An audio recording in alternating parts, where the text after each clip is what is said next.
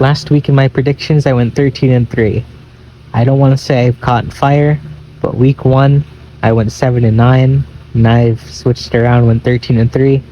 I told y'all week 1 was a fluke. We back on top. What's going on, guys? It's More Sports here, and today I'm going to be doing my week 3 NFL predictions. Let's get into it. Thursday night game, we have the New York Giants visiting the 49ers. I'm really impressed with what the Giants did last week, even though they should have beaten the Cardinals by a lot. And there can be more negatives taken away from that, considering they were down at one point 28-7, I believe. They did end up in coming back winning. I think that the 49ers are on another level. Last week they took care of the Rams, even though it was a one-possession game at the end. They still got away with the W. This is also a primetime game, and we all know how Daniel Jones fares in those, so I do have the 49ers winning 33-22. Next game on the list is the Atlanta Falcons visiting the Detroit Lions. The Lions, last week they played the Seahawks and they lost a close overtime game. The Falcons, meanwhile, took a 1-point victory against the Pack. Although the Falcons actually won their game, I feel like the Lions played a better game than the Falcons did last week. And I think that's going to translate over to this week, and the Lions are going to bounce back and take one over the undefeated Falcons. And they will win 28-21. Next game on my list is the Bills and Commanders. Commanders, I did not expect to be this good. Well, I mean, it's only been 2 weeks, but scoring 35 points last week is no slump, especially against the Broncos defense that isn't that bad, even though they haven't looked great this season. Bills had their bounce back game, beating the Raiders. It was a beatdown. Every time that game showed up on Red Zone, I didn't really pay attention because it was a travesty, really. I think the Bills are going to continue their winning ways, however, and beat the Commanders 24-14. Next game on my list is the Patriots at the Jets. The Patriots played the Dolphins last week in Sunday Night Football. They were losing pretty badly, but they ended up coming back a bit and having the score look less bad, only losing by 1 possession. The Jets, meanwhile, we don't have to talk about them against the Cowboys. It's hard for me to pick the Jets considering they have Zach Wilson at quarterback and he did not look good at all. Granted, the Cowboys defense is one of the best in the NFL. The Patriots, however, just even though they are 0-2, they seem to have something going. They're having good connections. They're having close games, and I think they're going to win a close game this week against the Jets, 27-20. Next game is the Saints at Packers. I'm not sure how good the Packers can be with Jordan Love. Even though he had a great week last week, he did not show up when it matters. Not saying they're always going to need him to, because he seems to be more of a game manager. You need a quarterback that's going to make those plays near the end of the game, and he did not last week. And I don't think he's going to be able to this week, as the Saints are going to take this matchup 23-17. The Saints didn't have that all great of a game last week against the Panthers. I think their defense is really stout, and it's proving themselves, and I think they're going to do it this week. They're not necessarily going to give Jordan Love trouble or problems, but they're going to get it done when it matters. Next game on the list is Chargers at Vikings. This is my game of the week. I think it's going to be a very high-scoring game. Neither of these teams really have a defense. They're 0-2. Neither of them want to be 0-3. It's going to be a close down-to-the-wire, high-scoring game. And I have the Vikings winning 40-37. Eckler should be back. If he doesn't play, I don't expect the Chargers to score that many points.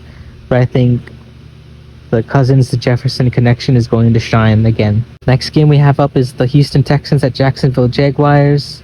The Texans, they lost badly to the Colts and are 0-2. The Jaguars lost a tough one last week, 17-9 to Kansas City.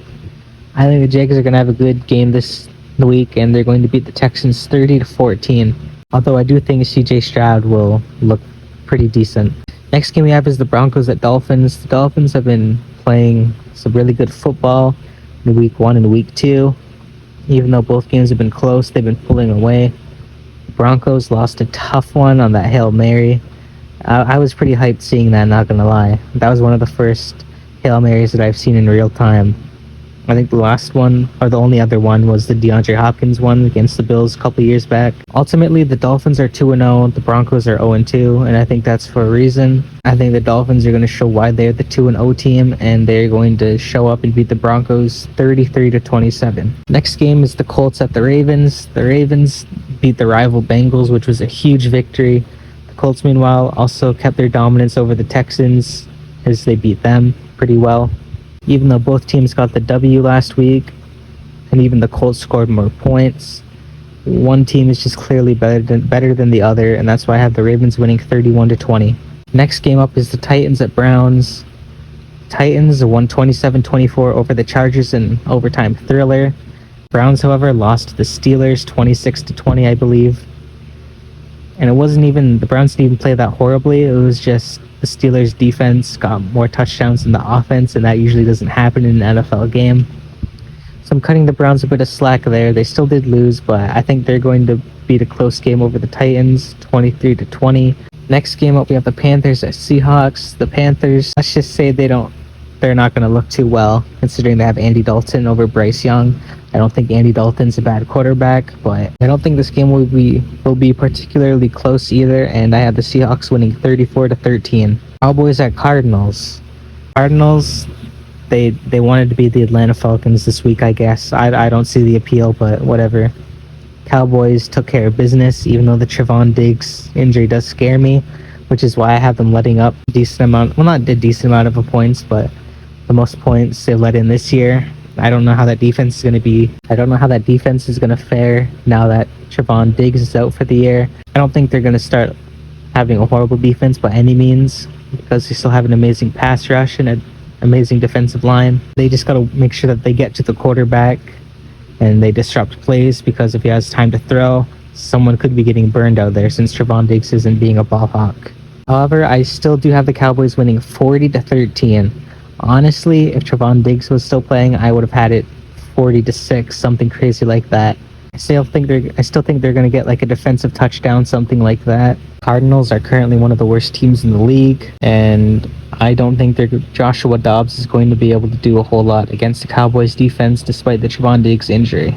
Next game is the Bears at the Chiefs. I think that the Chiefs are going to find a little bit of offense in this game, not a whole lot. Bears do not look that great, and that's an amazing thing for the Chiefs because their offense has been struggling. The Bears lost to the Buccaneers 27-17. Justin Fields is not looking like an amazing NFL quarterback that everyone's projected him to be. I think the Chiefs are going to start their winning streak now and get a 24-10 victory over the Bears. And for Sunday Night Football, we got the Steelers at the Raiders. Steelers had an electric win Monday night against the rival Browns. Meanwhile, the Raiders, they kind of got a beat down. I think the Raiders are going to bounce back in a way and win this game 27-19. Even though the Steelers have a good defense, Josh Jacobs is bound to have a bounce-back game, and I think the Raiders will persevere in this one. Next game up, we got the Eagles at Buccaneers. This is Monday Night Football. There's 2 games on Monday. Even though I've liked what I've seen from the Buccaneers, and I don't know if this is on record, but I did say that I don't think the Buccaneers are going to be as bad as people think. I think that they're going to overpower the Bucs, however, and take this one 30-17. Last game of the week, Rams at Bengals. I'm kind of worried about the Bengals, especially who they've lost to. They've lost to 2 divisional rivals, which is not good in the long run. I still think they can pull it together.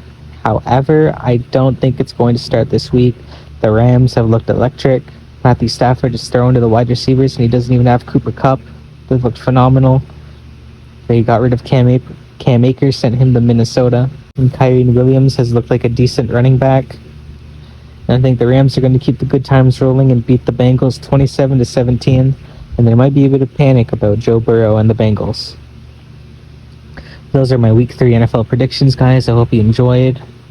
Leave a like, subscribe if you did. Don't forget to check out my second channel, More Sports Gaming, where I play games. And I'll see you guys in the next video. And I will see you guys in the next video. Peace out.